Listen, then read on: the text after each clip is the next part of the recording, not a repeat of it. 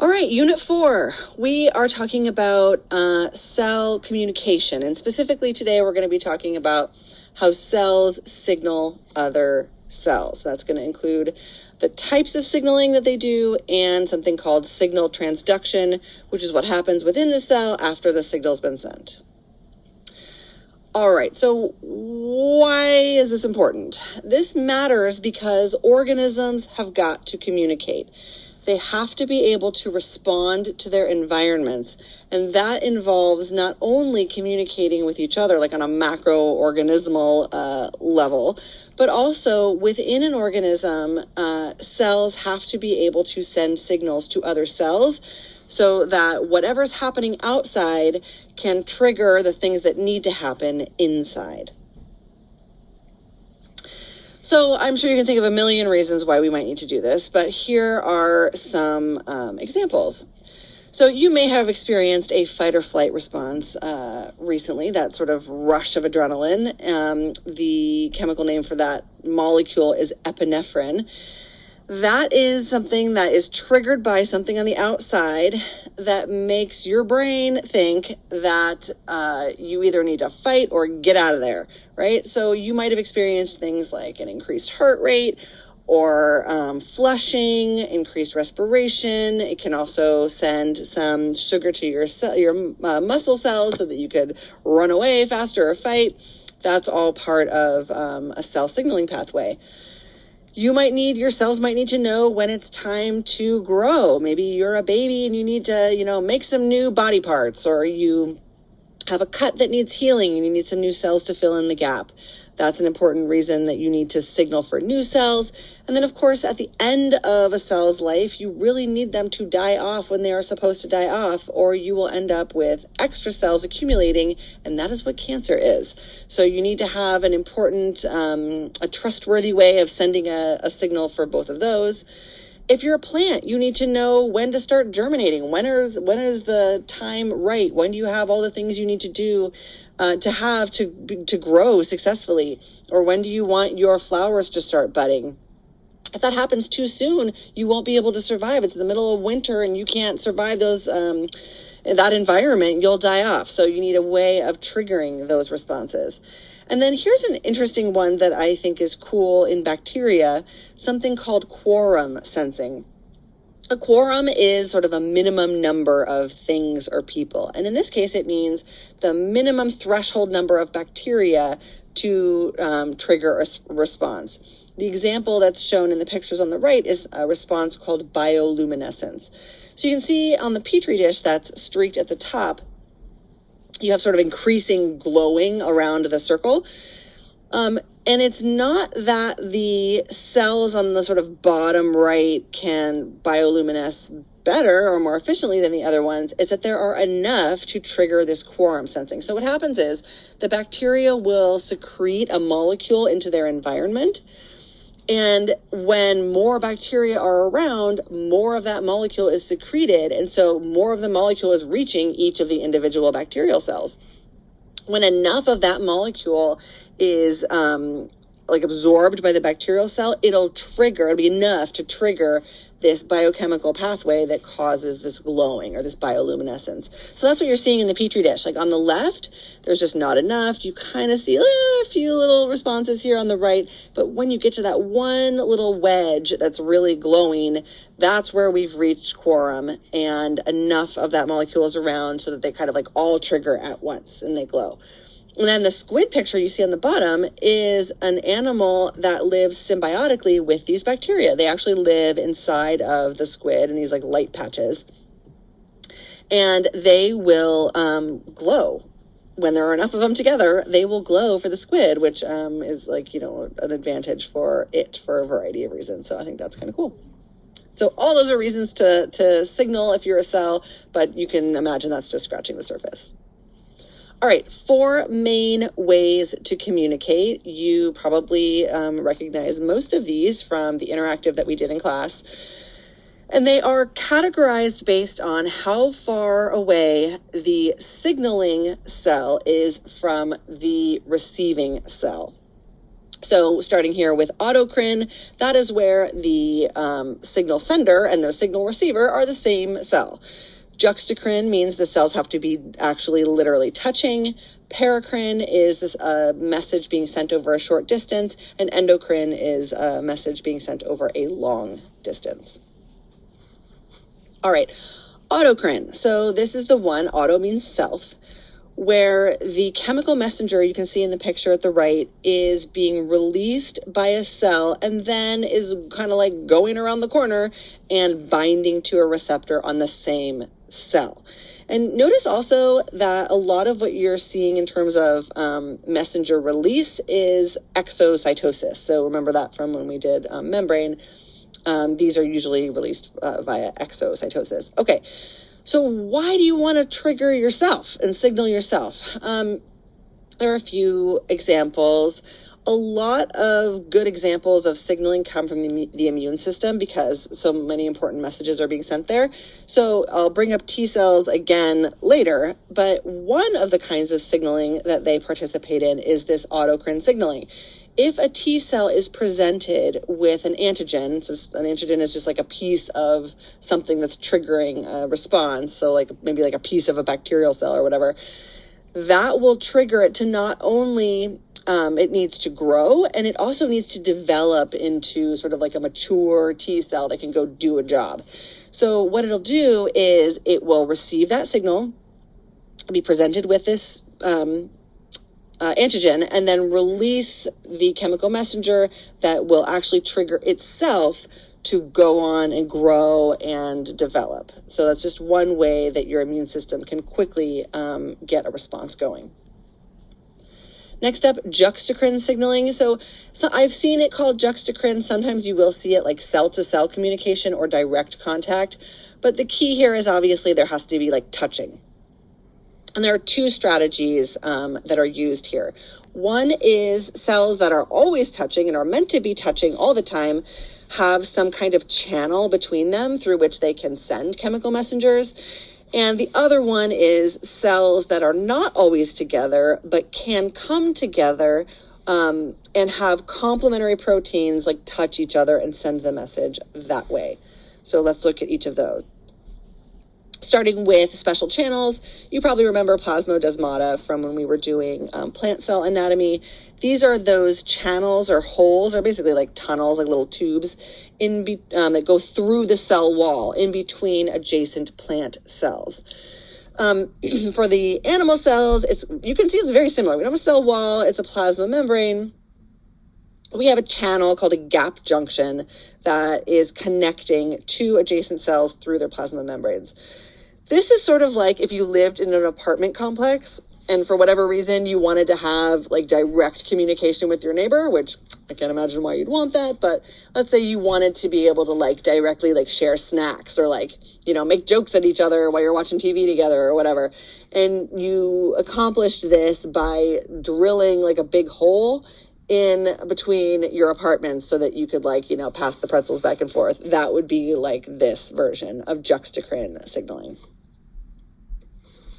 And the other version is the one where these cells are not always touching, but they can send a signal by directly touching. So this is another immune system example.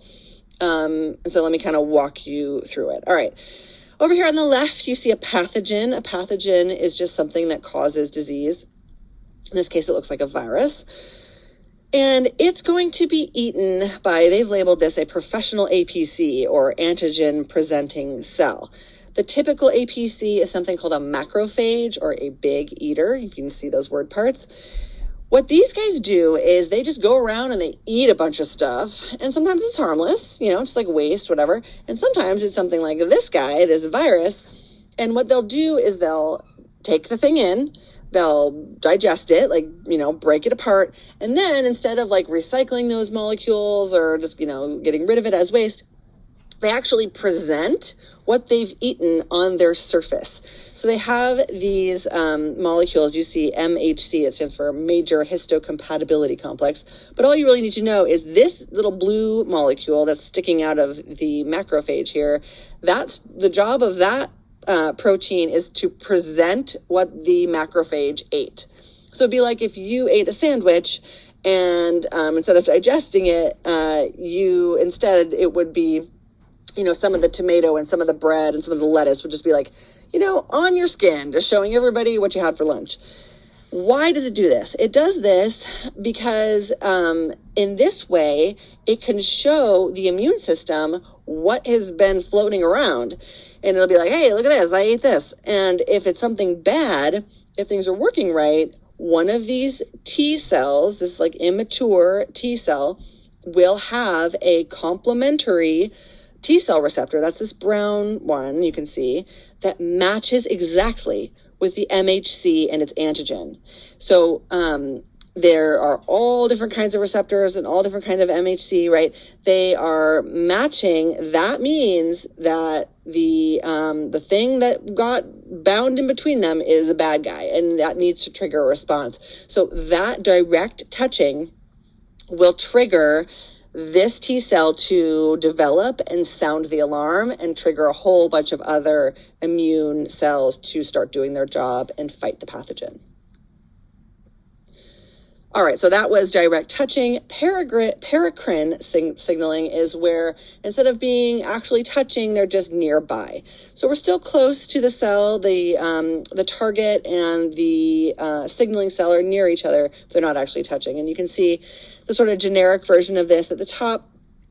We have the secretory cell. This is the one sending the message. We have a chemical messenger being sent, it's like released through exocytosis, and it's sent across a small distance where it can bind to the receptor on the other cell, triggering a response.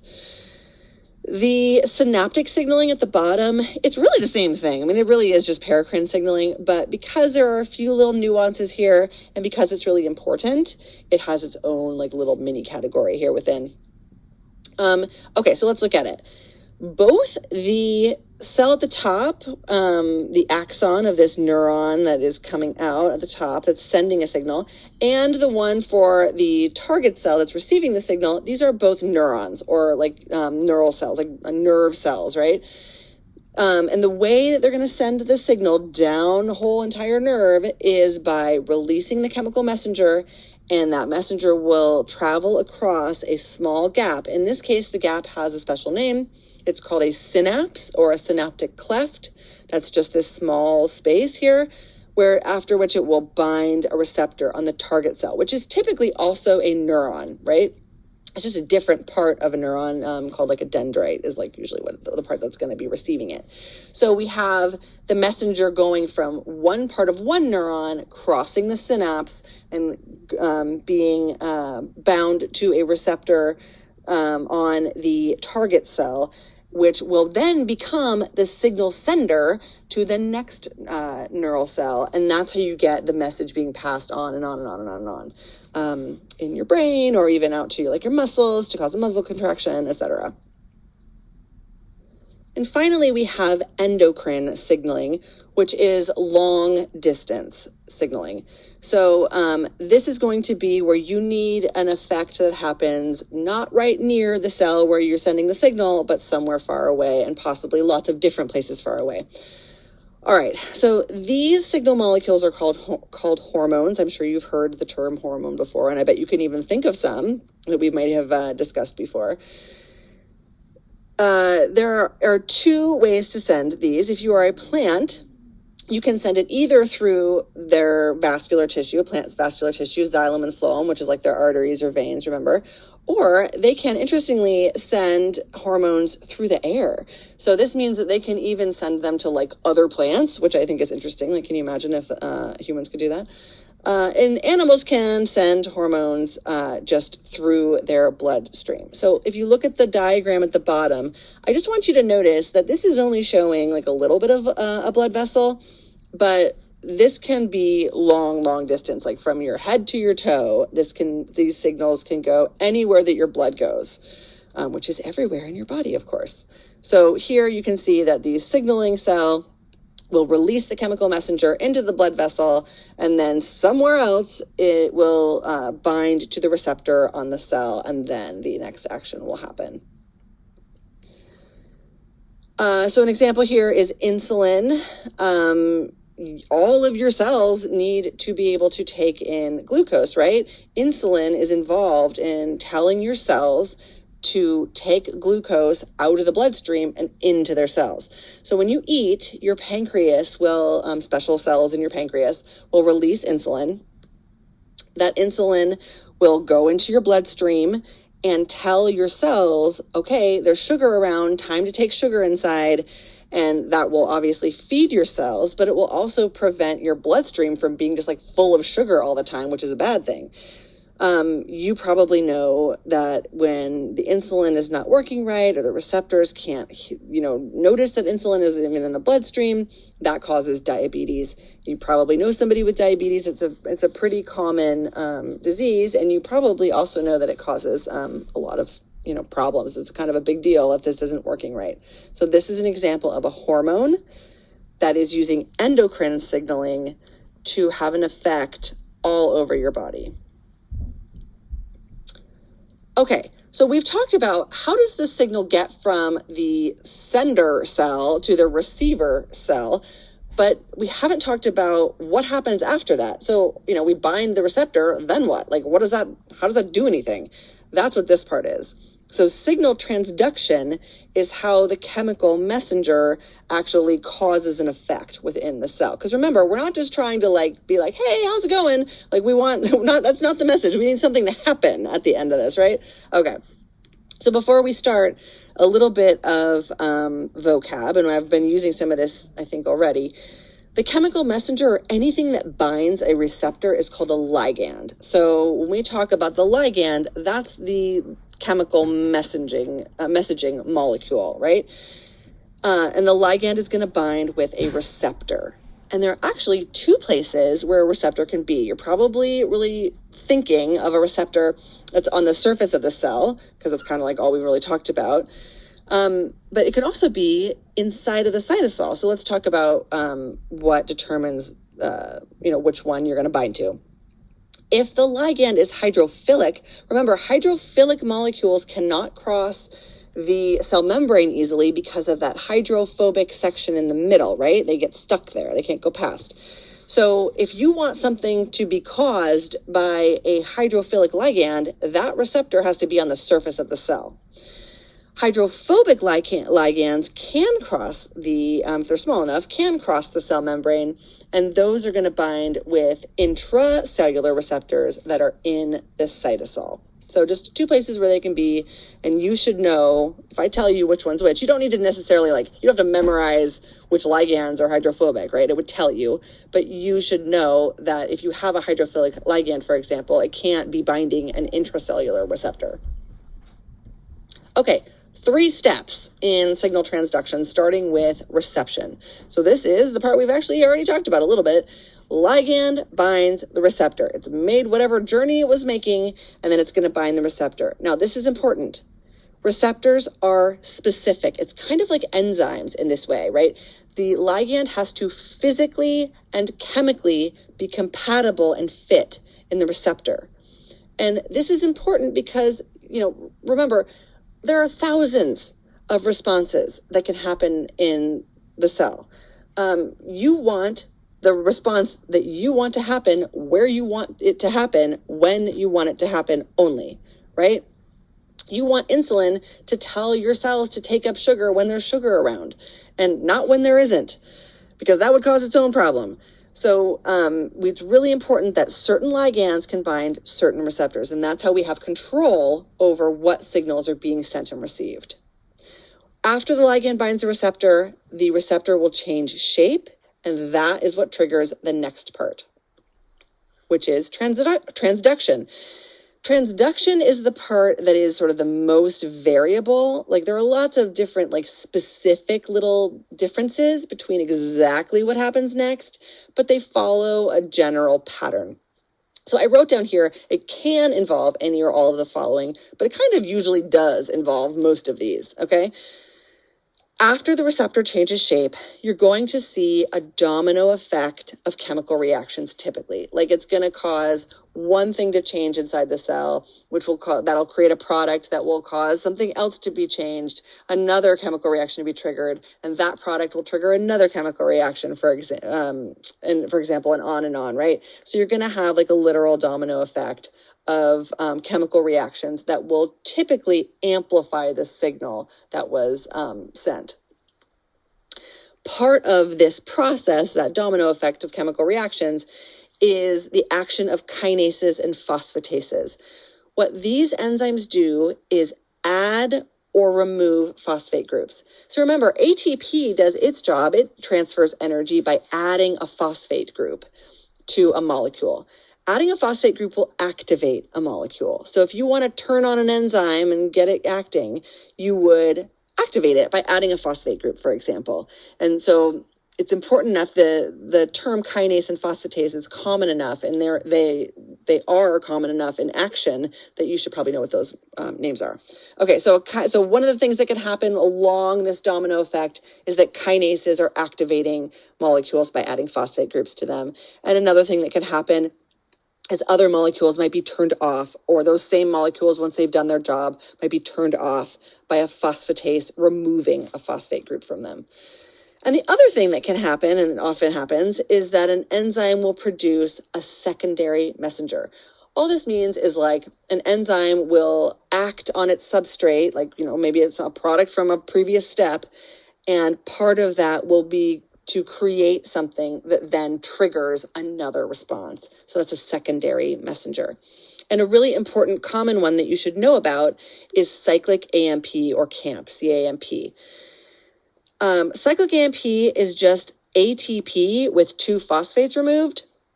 So AMP stands for adenosine monophosphate. Mono means one, and cyclic just means that there's like a cycle, or like it's connected back on itself in like a ring in part of the molecule. And this is an important secondary messenger. This is often, the creation of cyclic AMP is often a part of this domino effect of chemical reactions.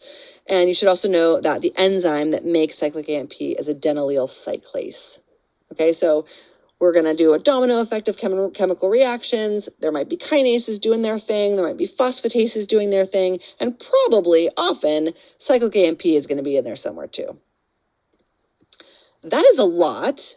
Here's kind of the picture I want you to see in your brain when you're thinking about transduction. Okay, so here, let's see where we are. We got this ligand, this orange ligand that's bound the receptor. The receptor changed shape, and that triggered this sort of middle turquoise part of transduction. So we see, you can just see like, you don't have any specifics here, but you just can see that it is sort of a domino effect, a series of cascading effects, chemical reactions that are happening to ultimately land on the response that you want. You never have to memorize a specific pathway, okay? But you should be familiar enough with this pattern that if you are shown something here, that you could read a diagram and, like figure out kind of like, oh yeah, this is an enzyme that's a part of this transduction pathway, for example. Okay, so we did our transduction. Now we're going to go on to the last step, which is a response. Okay, so let's zoom out a bit and remember the whole goal here wasn't to cause, this like cascade of events. We wanted a response. There was some stimulation, some stimuli in the environment or something that we needed our body, our cells to respond to. So this is the part where that thing is actually happening. So at the end, we have this domino effect of chemical reactions. Something is going to happen. So that could be like a myriad of things, like thousands of possibilities, right? But here are just some ideas that kind of trigger like the idea of what I'm talking about for you. Okay, so maybe, like I said, you're a baby that needs to grow, or you have a wound that needs healing. That signal is saying, hey, divide cells, we need new cells. Or maybe you have a bunch of cells that are right next to each other, and they're starting to accumulate. That's bad. So you need those cells to die off. So that should, cell death should be triggered in that case. You might need a certain gene product. So remember, we haven't learned this yet really, but DNA is in the nucleus, and the way it does its job is by being transcribed and translated into proteins that can go take an action. So if you need a protein to go do something, you might, the response that's triggered by all of this might be transcribing a gene so that you can get that process going. Maybe you want to open or close a channel protein in a specific cell. So getting your muscles to contract involves the opening of a specific ion channel. So you need to have something bind and cause that to happen so you can contract your muscles. Or you might need an enzyme to start doing its job. So you need to get that enzyme activated. That might be the example of a response. So anything like that, something that needs work that needs to be done in the cell, this is how it is told to do that job. All right, good job. I will see you in class.